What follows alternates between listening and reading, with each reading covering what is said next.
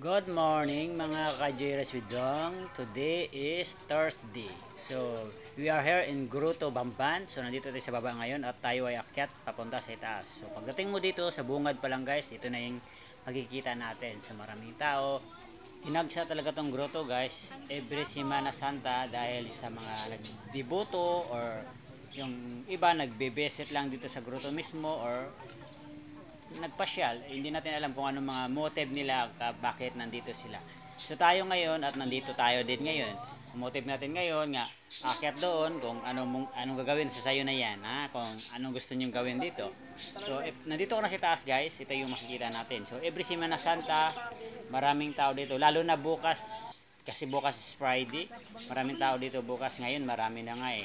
So, lalo na bukas. So, pagdating mo sa itaas guys, ito ang makikita natin. Nandito si Mama Mary. So, may pilahan tayo dito guys. May pila yung paglapit sa kay Mama Mary. Tapos, ito naman yung paakyat papunta sa itaas. Mayroong tatlong cross doon. So, pinakadulo na yung tatlong cross. So, tara, puntahan natin ang tatlong cross sa itaas. Samahan nyo kami. So, ito yung pila ngayon guys. Papunta doon sa itaas. So far, so good. Mainit ngayon ang panahon. Kahit umulan kagabi, pero ngayon mainit. Ayan. So, yung if may bring kayo, nagdala kayong mga bata guys, just careful lang kasi matirik yung akyatan lalo na dito nga side.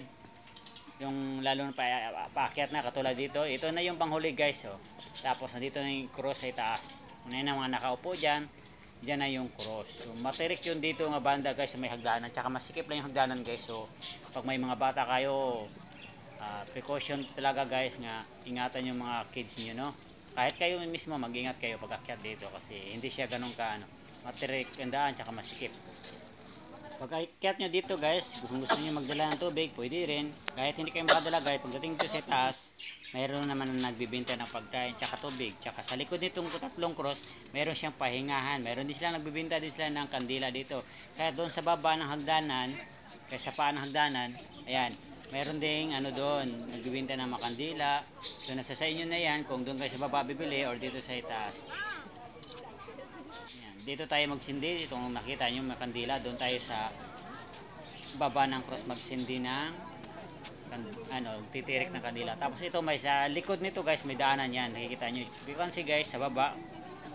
Kaso lang medyo slidey doon guys. So delikado siya baba doon kasi yung lupa medyo hindi siya maganda pagka yung daan. So pwede, balik na lang kayo dito for safety. Pero nasa sa inyo guys kung doon kayo dadaan. Pero ito yung pinili natin. Tapos yan ang makikita niyo yan guys. Yan ang view. Pag nandito ka sa tuktok ng Grotto Bamban. Okay? So ayan. Semana Santa 2024. Yung sa dulo guys, Banban Bridge yun. Nakita natin. Tara guys, baba na tayo. Ito naman kabilang side to guys.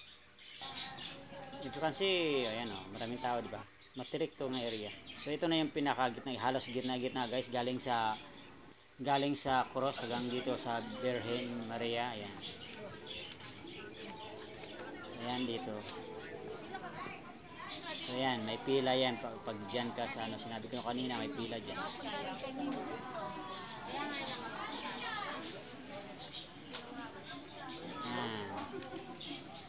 Lourdes Group.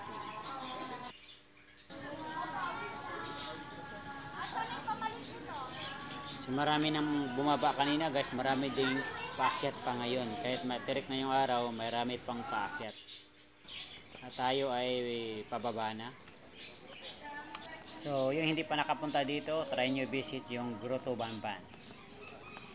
Stay safe everyone. Thanks for watching.